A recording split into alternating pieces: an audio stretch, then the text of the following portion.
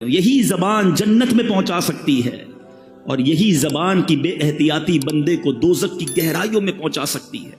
ایک بار نبی پاک علیہ الصلوۃ والسلام سے سوال کیا گیا کہ حضور آپ میرے لیے سب سے زیادہ خطرناک اور نقصان دہ چیز کسے قرار دیتے ہیں؟ ہمارے ایک صحابی نے پوچھا حضور میرے بارے میں اب سب سے زیادہ خطرناک نقصان دہ چیز کسے فرماتے ہیں؟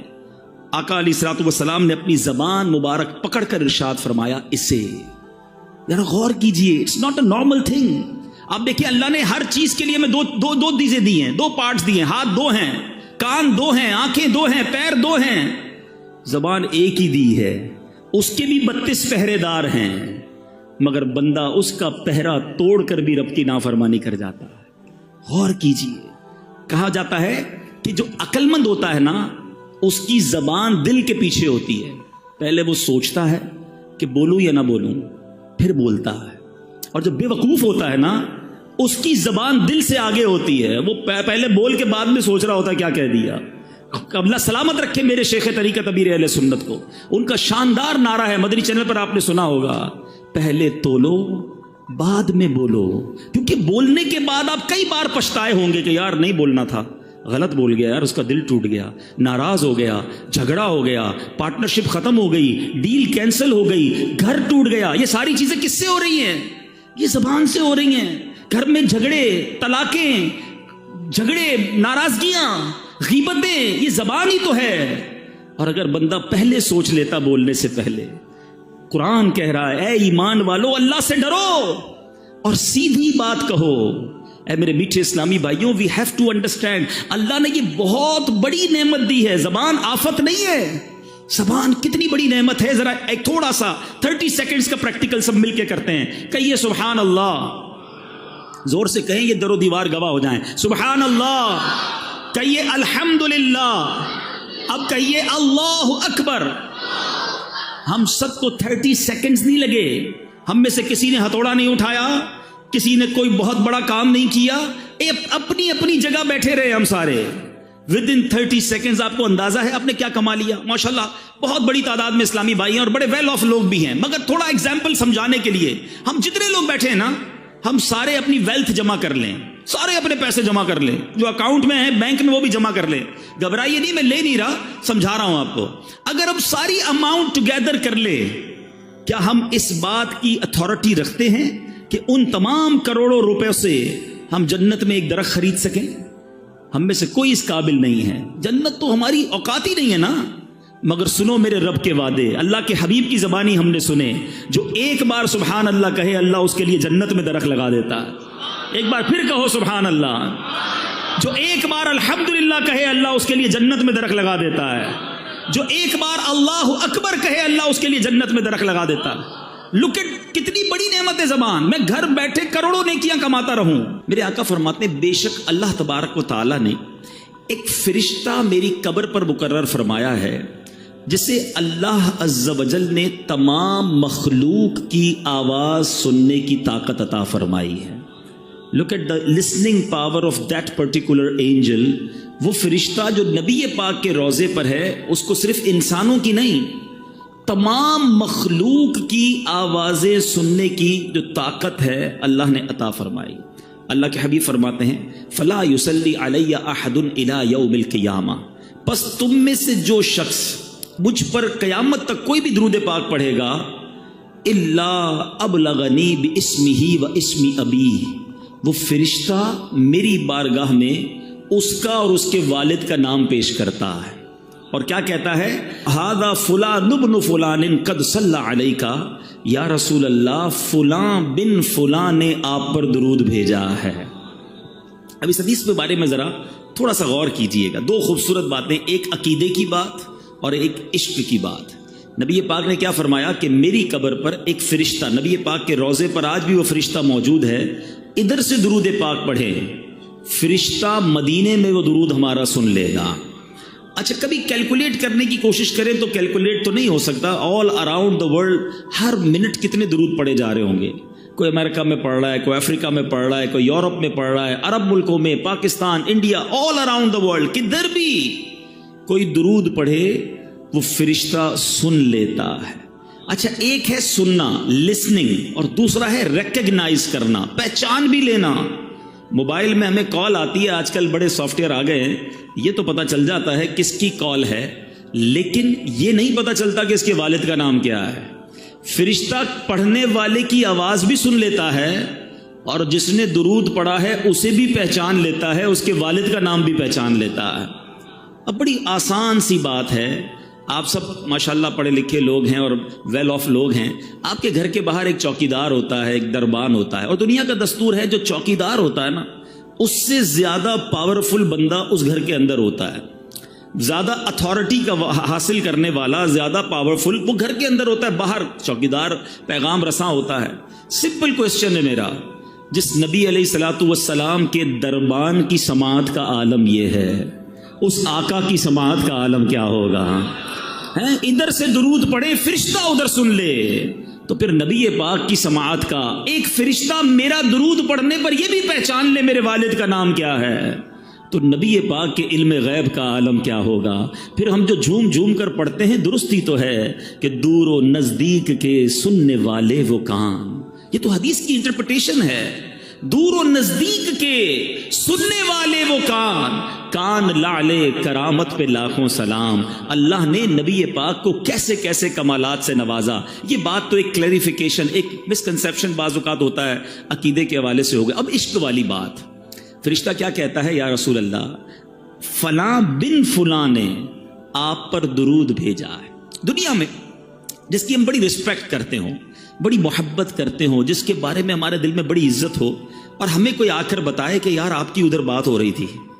فار ایگزامپل, آپ ہر کوئی اپنے پیر سے بڑی محبت کرتا ہے, آپ کو کوئی کہے یار آپ کے پیر و مرشد کے پاس آپ کا ذکر ہو رہا تھا, آپ کہیں گے اچھا واقعی میری بات ہو رہی تھی؟ ہاں آپ کی بات ہو رہی تھی. اچھا بتاؤ تو صحیح کیا بات ہو رہی تھی. بندہ ریپیٹ کرتا ہے, اچھا کس حوالے سے بات ہوئی؟ واقعی میرا نام لیا گیا تھا ادھر. جس کی بھی آپ دنیا میں رسپیکٹ کرتے ہیں, اگر آپ کا ذکر اس کے پاس ہو, یو فیل ویری ویل, آپ کو بہت اچھا لگتا ہے, اور اچھی بات ہے یہ. سچ بتاؤ ایک غلام کے لیے اس سے بڑی کیا سعادت ہے؟ میں ادھر درود پڑھوں, ادھر فرشتہ نہ صرف میرا نام بارگاہ رسالت میں پیش کرے, میرے والد کے نام کے ساتھ پیش کرے کہ آقا آپ کے فلاں غلام نے آپ کو یاد کیا ہے, آپ پر درود بھیجا ہے. خوش نصیب ہے وہ اسلامی بھائی جو روزانہ سینکڑوں بار, ہزاروں بار درود پڑھتے ہیں. ارے جس کا نام روزانہ سینکڑوں بار بارگاہ رسالت میں لیا جائے, بار بار نام لیا جائے, ارے کبھی تو نبی پاک فرمائیں گے کہ ہمارا غلام ہمیں روز یاد کرتا ہے, چلو آج اس کی بگڑی بنا دیتے ہیں, آج اس کی جھولی بھر دیتے ہیں. اور یاد رکھنا میٹھے اسلامی بھائیوں, ایک ہی نگاہ پڑھنے کی دیر ہے. نبی پاک نے اگر ایک بار توجہ فرما لی نا, شاعر لکھتے ہیں یاد رکھو اگر اٹھ گئی ایک نظر, یاد رکھو اگر اٹھ گئی ایک نظر, جتنے خالی ہیں سب جام بھر جائیں گے.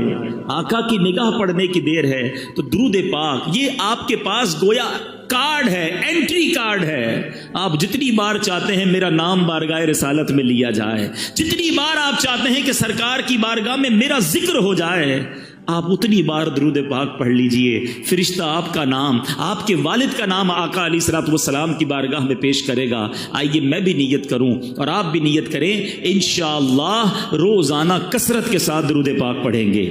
حضرت اسید بن حفیر رضی اللہ عنہ کے بارے میں آتا ہے, ایک بار آپ سورہ بقرہ کی تلاوت اپنے گھر میں کر رہے تھے, آپ کے گھر کے باہر آپ کا بچہ چھوٹا سا وہ بھی بیٹھا تھا اور ایک گھوڑا بندھا ہوا تھا, وہ گھوڑا اچھلنے لگا.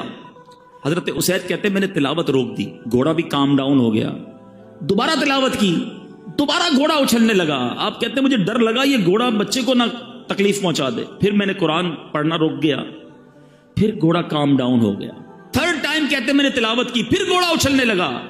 میں نے سوچا بچے کو اٹھا لیتا ہوں. باہر صحن میں جب بچے کو اٹھانے آیا, حضرت اسید کہتے ہیں میں نے آسمان کی طرف دیکھا, آسمان پر جیسے ابھی آپ کو فانوس نظر آ رہے ہیں, کہتے ہیں عجیب و غریب کمکمے فانوس تھے, لیمپس تھیں. میں حیران ہو گیا, پورا آسمان بھرا ہوا تھا.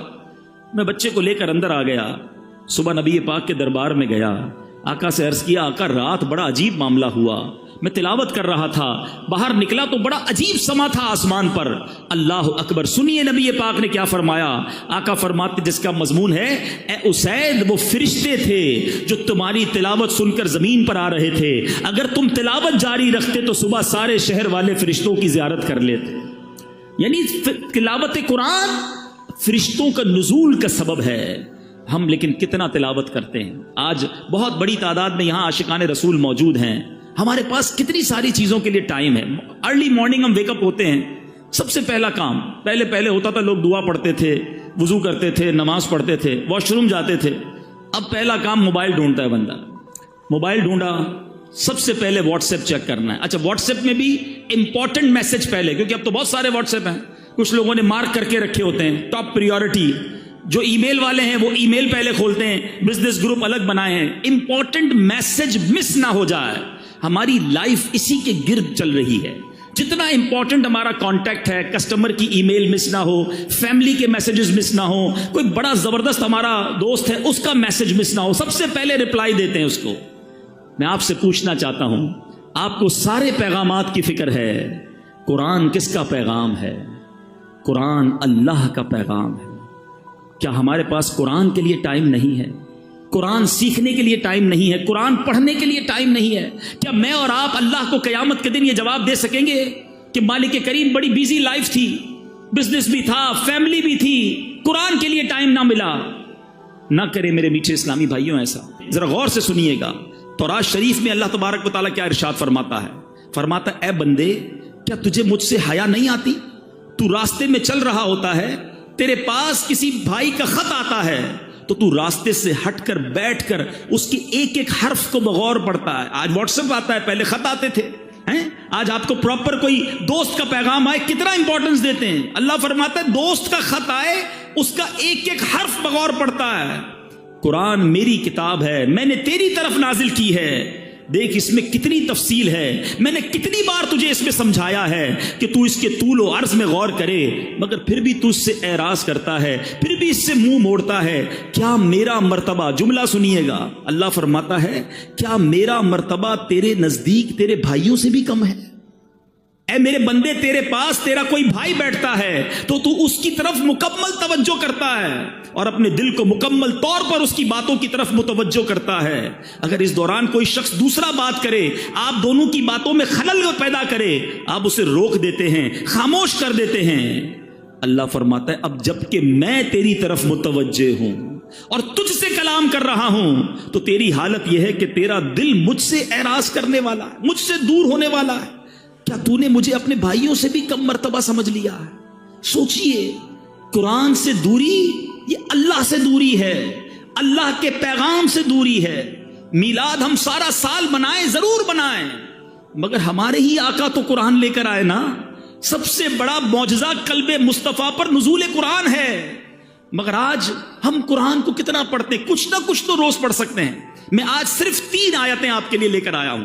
میں صرف آج 3 آیتوں کی تلاوت کروں گا کہ آپ کے رب نے, میرے رب نے ہمیں کیا فرمایا. اندازہ ہوگا آپ کو کہ ایک آیت میں گویا حکایت کا, حکمت کا, رہنمائی کا سمندر موجود ہے. سنتے جائیے اور ایمان تازہ کرتے جائیے.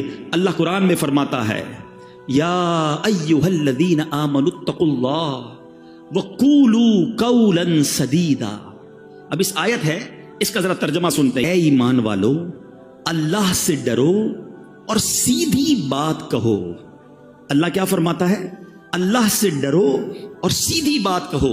اس میں علماء فرماتے ہیں کہ سیدھی بات کرنا, زبان کی احتیاط کرنا, اس میں ہمیں زبردست درس دیا جا رہا ہے. مگر آج ہم کیا کر رہے ہیں؟ ذرا غور کیجئے. اللہ کے حبیب علیہ الصلوۃ والسلام کیا فرماتے ہیں؟ اللہ کے حبیب فرماتے ہیں جب انسان صبح کرتا ہے تو تمام اعضاء زبان سے ریکویسٹ کرتے ہیں ہمارے بارے میں اللہ سے ڈرنا. اگر تو ٹھیک رہی تو ہم بھی سیدھے رہیں گے, اور اگر تو ٹیڑھی ہو گئی تو ہم بھی ٹیڑھے ہو جائیں گے. نبی پاک علیہ الصلوۃ والسلام کو اللہ نے کیسی اتھارٹی دی. ہم ساری چاہتے ہیں جنت میں جائیں, but nobody have guarantee to go in heaven. ہم میں سے کسی کے پاس یہ گارنٹی نہیں ہے کہ ہم جنت میں جائیں گے کہ نہیں.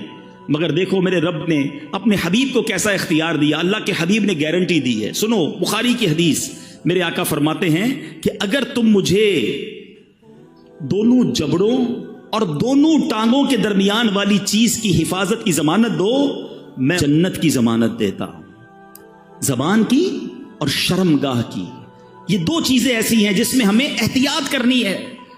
ایک اور حدیث پاک میں آقا فرماتے ہیں سب سے زیادہ جنت میں لے جانے والے عمل حسن اخلاق ہے، اللہ سے ڈرنا ہے، اور جہنم میں سب سے زیادہ لے جانے والا اگر کوئی عمل ہے تو وہ منہ ہے اور شرمگاہ ہے، یا تو پرائیویٹ پارٹس کا غلط استعمال یا اپنی زبان کا غلط استعمال۔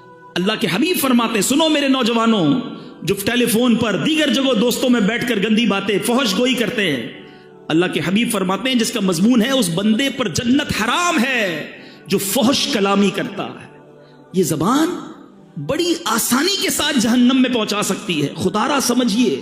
دیکھیں نا ایمان کا تعلق کس سے ہے؟ زبان سے کلمہ پڑھ لے کوئی شخص، ساری زندگی کفر میں ہو، کلمہ پڑھے دل کی تصدیق کے ساتھ، وہ کفر سے ایمان میں آ جائے گا۔ لیکن یہی مسلمان اگر کفریہ کلمہ بک دے، اللہ ہمارے ایمانوں کی حفاظت فرمائے، مگر یہ بے باکی، یہ جو ہے نا جو منہ میں آیا بڑھ بڑھ کری جانا، بولی جانا، دوستوں کو ہنسانے کے لیے جھوٹ بولنا، لطیفے سنانا، چٹکلے سنانا، ہمیں اس لیے زبان نہیں دی گئی ہے کہیں ایسا نہ ہو کہ کوئی ایسا جملہ زبان سے نکل جائے کہ اللہ ناراض ہو جائے اور جہنم مقدر بن جائے۔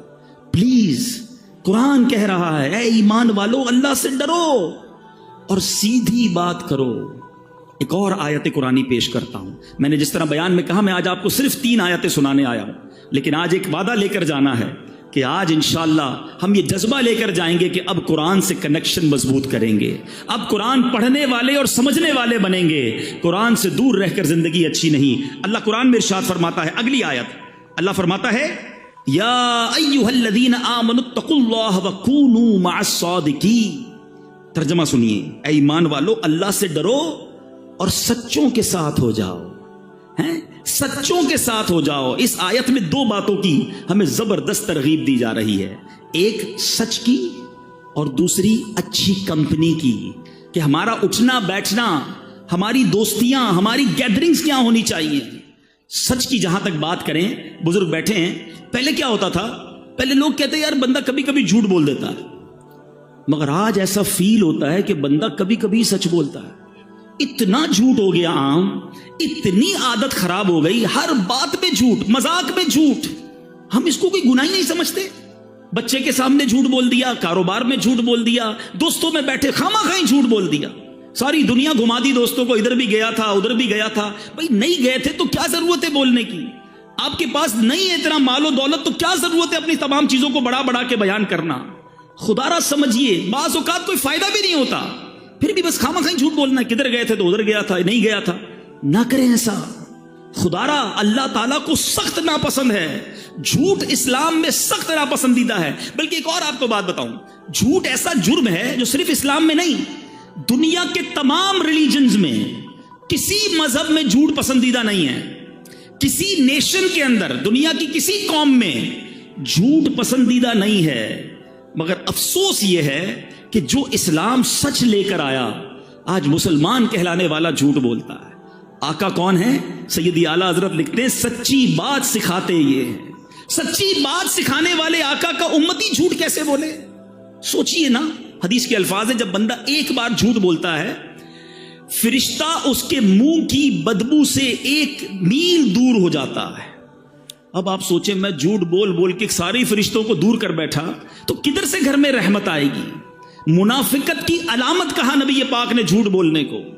پیارے آقا علیہ الصلوۃ والسلام معراج کی رات جب آسمانوں پر تشریف لے گئے، جہنم کے طبقات کو ملاحظہ کیا تو آپ نے دیکھا کہ ایک بندے کو اس کے گال چیرے جا رہے تھے، ہک کے ذریعے گال چیرا جا رہا تھا، گدی تک لے گئے، پھر دوسرے گال پر فرشتے آئے، اس کو چیرا تو پہلا ٹھیک ہو گیا۔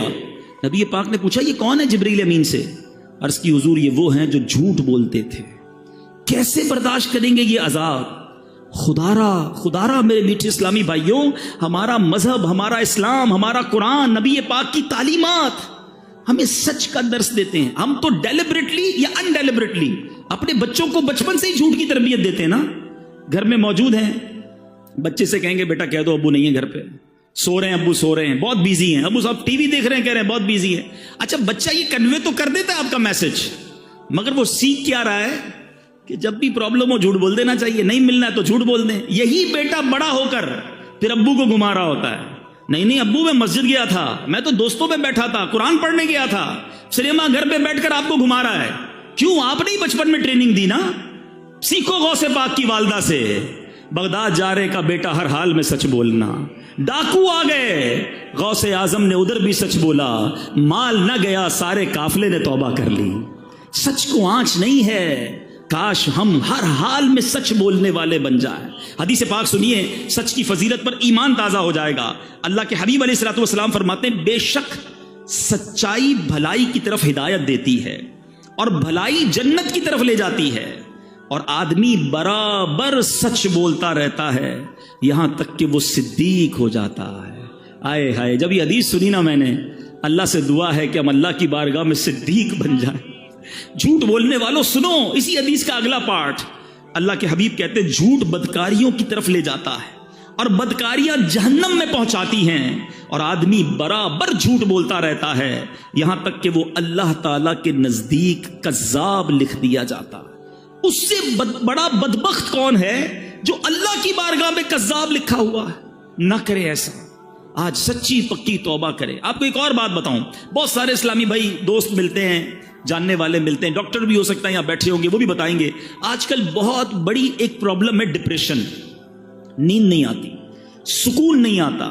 آپ کو پتا ہے سچ جو بولنے والا ہوگا نا وہ پرسکون رہے گا، وہ ریلیکس ہوگا کیونکہ وہ سچ کہہ رہا ہے، اور جھوٹ بولنے والا آپ کو بہت مضطرب ملے گا، ٹینشن میں ملے گا۔ اس کی وجہ بھی ہے نا، لاجیکلی وجہ بھی ہے۔ ایک بندے کو جھوٹ بولا ہے کہ میں فلاں جگہ پہ رہتا ہوں، ایک کو یہ کہا ہے میرا کاروبار یہ ہے، حالانکہ نہ کاروبار یہ ہے نہ رہتا ادھر ہے۔ آفس میں جو جاب کرتے ہیں انہوں نے اپنی نانی مار دی ہے آفس میں، ایک بار بیمار بتایا، دوسری بار انتقال بتا دیا۔ اب ساری زندگی یاد رکھنا پڑے گا کہ آفس میں نانی کا انتقال ہو گیا ہے، اب آفس میں دوبارہ نانی بیمار نہیں ہو سکتی، تو اب ٹینشن ہے نا، سنبھالنی پڑے گی۔ جدھر جدھر جھوٹ بولا وہ فائل سنبھالنی پڑے گی۔ اس کو طارق روڈ کی جگہ ڈیفینس بتایا ہوا ہے، اب یہ جب بھی ایڈریس پوچھے گا اس کو ڈیفینس ہی بتانا ہے، اب یہ فائل بھی سنبھالو۔ تو وہ بیچارہ تو نہیں کہوں گا اس کو، وہ جھوٹا جو ہے وہ اسی ٹینشن میں رہتا ہے کہ ایک جھوٹ بولا اب اس کو سنبھالنا ہے۔ سچے کو کوئی ٹینشن نہیں ہے، وہ ریلیکس ہوگا اللہ کی طرف سے۔ آپ کو پتا ہے نبی پاک پر بہت سارے لوگ ایمان کیسے لائے؟ آقا کا چہرہ دیکھ کر، نبی پاک کا چہرہ دیکھ کر لوگ کہتے ہیں یہ کسی جھوٹے کا چہرہ نہیں ہو سکتا، سچے کے چہرے پہ نور ہوگا، سچے کے چہرے پہ سکون ہوگا۔ آج اپنی ڈکشنری سے جھوٹ نکال دیجئے۔ لوگ کہتے ہیں جناب کاروبار نہیں چل سکتا۔ مولانا صاحب تقریر تو کر لیتے ہو، ہماری مارکیٹ میں آؤ، ہماری مارکیٹ میں سارے ہی جھوٹ بولتے ہیں، ہم سچ بولیں گے ہم سے کون لے گا؟ آئٹم دوسرے کا بک جائے گا۔ میرے میٹھے اسلامی بھائیوں، کدھر گیا تمہارا ایمان؟ کبھی کہتے ہو رزق دینے والا رب ہے، آپ سچ بولیں اللہ آپ کے کاروبار میں اور برکت ڈال دے گا، وہ آپ کے تھوڑے میں بڑی قناعت اور برکت ڈال دے گا۔ تو آج نیت کرتے ہیں انشاءاللہ آج کے بعد جھوٹ نہیں بولیں گے انشاءاللہ۔ آخری آیت اور کمال کی آیت، اور یہ آج کے اس پورے اجتماع کے لیے بہت ہی ریلیونٹ ہے۔ اللہ کریم قرآن مجید فرقان حمید میں ارشاد فرماتا ہے، یا ایھا الذین آمنوا لا تبطلوا صدقاتکم بالمن والاذی، اے ایمان والو اپنے صدقے برباد نہ کرو احسان جتا کر اور تکلیف پہنچا کر۔ اے ایمان والو احسان جتا کر اور تکلیف پہنچا کر اپنے صدقے باطل نہ کرو۔ صدقے کیسے باطل ہو جائیں؟ کسی غریب کو دیا اس نے ریسیو کر لیا، کسی تنظیم میں دیا رسید مل گئی، پھر کیسے ختم ہو جاتے ہیں؟ سنیے، ہم بہت بڑی مسٹیک کرتے ہیں۔ بعض اوقات کسی کی مدد کرتے ہیں، ساتھ اس کو جتاتے بھی ہیں، ہاں بھائی یاد ہے نا تیری بچی کی شادی کروائی تھی، بھول تو نہیں گئے گھر میں نے دلایا تھا، پہلی بار نوکری کرنے آیا تھا پھٹے ہوئے چپل پہنے تھے، آج گاڑی میں گھوم رہا ہے، میرا احسان یادیں نہیں ہے؟ جب تمہیں بیرون ملک جانا تھا ویزا میں نے لگا کے دیا تھا، پہلا لون مجھ سے ہی پاس کروایا تھا۔ استغفر اللہ، ذرا سوچیے اس غریب کا کیا حال ہوتا ہوگا جس کو یہ شخص جتا رہا ہے، کیا وہ خوش ہوتا ہوگا؟ آج سے 4-5 سال پرانی بات ہے، علاقہ نہیں بتاؤں گا، ایک صاحب سے یہ مجھے ملانے لے گئے، بہت بڑی شخصیت بتاتے تھے، بڑا گھر تھا، ہم بیٹھے گارڈن کے اندر، چائے لے کر ایک ملازم آیا، میں وہ واقعہ بھولتا نہیں ہوں، جب بھی میں یہ بیان کرتا ہوں مجھے وہ نوکر بیچارہ چائے لے کر آنے والا یاد آ جاتا ہے۔ وہ چائے لے کر جب آیا نا تو جو سیٹھ صاحب تھے وہ مجھے کہتے ہیں، حالانکہ میری پہلی ملاقات، میری کوئی پرانی سلام دعا نہیں ہے، مجھے کہتے ہیں یہ میرا ملازم ہے، میں نے اس کی بچی کی شادی کرائی اور اس کی بچی کو گھر بنا کے دیا، پوچھو اس سے، مجھے کہتے ہیں۔ اب یقین کریں میں کہ شرم سے پانی پانی ہو گیا، میں نے کہا یار یہ ملازم کیا سوچ رہا ہوگا اس وقت، اور نہ جانے اس بندے نے کتنے لوگوں کو یہ گنوایا ہوگا۔ وہ غریب سوچتا ہوگا کہ یا اللہ یہ سیٹھ صاحب تو جب دیکھو مجھے ذلیل کرتے ہیں، یاد رکھیے میرے میٹھے اسلامی بھائیوں، یہ صدقہ ختم ہو جائے گا، یہ باطل ہو جائے گا، بلکہ گناہ ہو جائے گا اگر ہم کسی کو دے کر احسان جتائیں۔ ارے اگر آج میں نے اور آپ نے کسی کی مدد کی، اس میں میرا آپ کا کیا کمال ہے؟ یہ اللہ کی مہربانی ہے۔ ارے میں اور آپ بھی کسی کے دروازے پر کھڑے ہو سکتے تھے کہ میرا والد ہاسپٹل میں ہے، بل دینے کے لیے پیسے نہیں ہیں، برائے کرم مدد کر دو۔ میری بچی کی شادی ہے، تاریخ مل گئی ہے، جہیز کے پیسے نہیں ہیں، میں اور آپ بھی کسی کے دروازے پر کھڑے ہوتے ہیں۔ اگر آج اللہ نے مجھے اور آپ کو دینے والا بنایا تو ہم احسان جتائیں گے؟ ہم کوئی اپنی بڑائی بیان کریں گے؟ ارے اللہ کا شکر ادا کیا کرو۔ خدا کی قسم، جس کو رب نے دینے والا بنایا وہ زکات دے، ساتھ سجدہ بھی کرے کہ مولا تیری مہربانی، تو نے دینے والا بنایا۔ آج لوگ میرے پاس آتے ہیں، میں انہیں دیتا ہوں، اللہ یہ تیری مہربانی، میرے اندر کوئی کمال، کوئی ہوشیاری نہیں۔ آج صدقے دے کر، خیرات دے کر نام چاہیے، اعلان چاہیے، یاد رکھو یہ برباد ہو جائے گا۔ جو لوگوں کو دکھانے کے لیے صدقہ کرتے ہیں، لوگوں کو دکھانے کے لیے عبادت کرتے ہیں، وہ صدقہ قبول نہیں ہے۔ میں جانوں، میرا رب جانے۔ اگر کسی کے ساتھ مہربانی کی سچ بتاؤں، جو ادارے، جو غریب لوگ، جو تنظیمیں ہماری زکات لیتی ہیں نا، یہ محسن ہیں ہمارے، ان کا شکریہ ادا کرو کہ یہ مال کا میل لے کر جاتے ہیں ہمارے، مگر ہم صدقہ دے کر احسان جتائیں۔ اور پھر ایک اور غلطی جو کرتے ہیں ہم ہے، قرآن کہتا ہے تکلیف پہنچا کر، اچھا یا تو احسان جتائیں گے یا ایکسپیکٹیشن ہوگی کہ یار صدقہ دیا ہے، گھر بنایا، اب دعوت تو کرے گا نا میری، عجیب آدمی ہے، مجھی سے قرضہ لیا، نکلا سامنے سے سلام بھی نہیں کیا۔ یہ کیا ہے؟ آپ کی کوئی ایکسپیکٹیشنز ہیں، آپ ان سے کچھ بدلہ چاہتے ہیں کہ آپ نے مدد کی ہے تو یہ آپ کو بدلے میں کچھ دے۔ پھر آپ نے اللہ کے لیے کیا کیا؟ عمرے پر بھیجیں گے، حج پر بھیجیں گے، دیکھو بھائی ہر چکر پہ میرا نام لینا، میرے ابو کے نام کا عمرہ کرنا، وہاں جا کے فون بھی کرنا، میسج بھی کرنا۔ ارے اللہ کے بندے، آپ یہ کیا کر رہے ہیں؟ آپ بھول جائیں دے کر، آپ جانیں، آپ کا رب جانے، وہ کچھ بھی نہ کرے نا عمرے پہ جا کر، ہر قدم پر آپ کو نیکی ملنی ہے۔ اللہ کی رضا کے لیے کام کرنا سیکھیے میرے میٹھے اسلامی بھائیوں۔ بہت ساری بڑی تعداد میں یہاں پر اسلامی بھائی ہیں، میں سب سے ایک کوسچن آج چھوڑ کے جانا چاہتا ہوں، میں بھی اس کے بارے میں غور کروں۔ ایسی کتنی نیکیاں ہیں میرے پاس، اور ایسی کتنی نیکیاں ہیں آپ کے پاس جو فقط میں جانوں اور میرا رب جانے؟ اپنے بارے میں چیک کر لو، ہم سارے چیک کر لیں۔ پہلے ایک بات بڑی مشہور تھی، نیکی کر دریا میں ڈال، آج تو نیکی کر اور فیس بک پہ ڈال۔ یہ سوشل میڈیا نے ہم کو کہیں کا نہیں رکھا ہے، ہر چیز لوگوں کو بتانی ہے، چھپ چھپ کر کیے جو کام وہ بھی لوگوں کو بتانے ہیں۔ خدارا نکل آئے اس سے۔ کیوں بتاؤں کہ میں نے کتنے عمرے کیے، کتنے حج کیے، کتنے روزے رکھے؟ اگر کوئی تہجد پڑھتا ہے بڑی بات ہے، مگر بتانے کی جلدی کیوں ہے؟ نہ کریں ایسا۔ پرانی 15 سال پرانی نیکیاں لوگوں کو یاد ہیں۔ کل جھوٹ بولا تھا یاد ہے، آج صبح آنکھوں نے حرام دیکھا وہ یاد، اس پر توبہ کر لیا آپ نے؟ جو آپ لوگوں کو بتا رہے ہیں کہ میں نے اتنے سال پہلے حج کیے اور عمرے کیے اور مسجد بنائی اور فلاں بچیوں کی شادیاں کرائیں۔ خدارا اپنی نیکیوں کو چھپانا سیکھیے۔ اخلاص کی تعریف پتہ ہے کیا ہے؟ علماء فرماتے ہیں اخلاص کی ڈیفینیشن یہ ہے کہ جس طرح بندہ اپنے گناہوں کو چھپاتا ہے۔ آپ میں سے کوئی ہے جو چاہے میرے گناہ لوگوں کو پتہ چل جائیں؟ کل میں نے یہ گناہ کیا، یہ غلطی ہو گئی، کوئی نہیں چاہتا، چھپاتے۔ فرمایا جس طرح گناہ کو بندہ چھپاتا ہے اس طرح اپنی نیکیوں کو چھپائے۔ اللہ کرے کہ یہ عادت نصیب ہو جائے، اللہ کرے کہ اللہ کی رضا کے لیے عبادت کرنا نصیب ہو جائے۔ یہ میلاد بھی جو ہے نا بہت اچھی بات ہے، ضرور منانا چاہیے۔ یہ میلاد بھی اللہ کی رضا کے لیے ہو۔ اگر اس لیے میلاد منایا کہ لوگوں میں واہ واہ ہو، ثواب نہیں ملنا، اور اس لیے ہو کہ اللہ راضی ہو جائے، اللہ کے حبیب راضی ہو جائیں، ان کا چرچا اور بلند ہو، آپ کی مال میں، کاروبار میں برکتیں شروع ہو جائیں گی، مگر نیت اچھی ہو۔ اب آخری بات، شیطان اتنا مردود ہے، ابھی میں جو بیان کر رہا ہوں نا، اب اس بیان کے دوران بھی شیطان جو ہے وہ خیال یہ لا رہا ہوگا کہ یار یہ صحیح کہہ رہے ہیں، وہ فلاں بندہ ہے نا وہ بڑا ہی لوگوں کو دکھا کر چندہ دیتا ہے، فلاں جو ہے نا وہ بڑا ریاکار ہے، دکھلاوے والا، ہمیں کوئی اور یاد آ رہا ہے۔ بیان سن رہے ہیں، بندہ کوئی اور یاد آ رہا ہے۔ اور اللہ کے بندوں، ہمیں کسی اور کے بارے میں نہیں سوچنا، اپنی اصلاح کرنی ہے۔ اپنے بارے میں سوچیں کہ میرے اندر اگر یہ ہے کہ میں دوسروں کو بتاؤں میں کیا کیا کرتا ہوں، تو پھر اپنا علاج کریں۔ دوسروں کے بارے میں وی ہیو نو پیرامیٹر۔ اگر مثال کے طور پہ کوئی بندہ چندہ دیتے وقت، نیکی کرتے وقت لوگوں کو بتاتا ہے، ہم یہ کوئی ہمارے پاس پیرامیٹر نہیں ہے کہ ہم کہیں کہ یہ ریاکاری کر رہا ہے، یہ دکھلاوا کر رہا ہے۔ وہ جانے، اس کا رب جانے۔ انما الاعمال بالنیات، مثال دیتا ہوں، ادھر آ کر کوئی بندہ اعلان کرتا ہے کہ بھائی میں 1,00,000 روپے مسجد میں دیتا ہوں، کیا پتا اس کی نیت یہ ہو کہ سارے لوگ سنیں یہ بھی دیں، ثواب ملے گا اسے. یہ اعلان ریاکاری نہیں، دکھلاوا نہیں.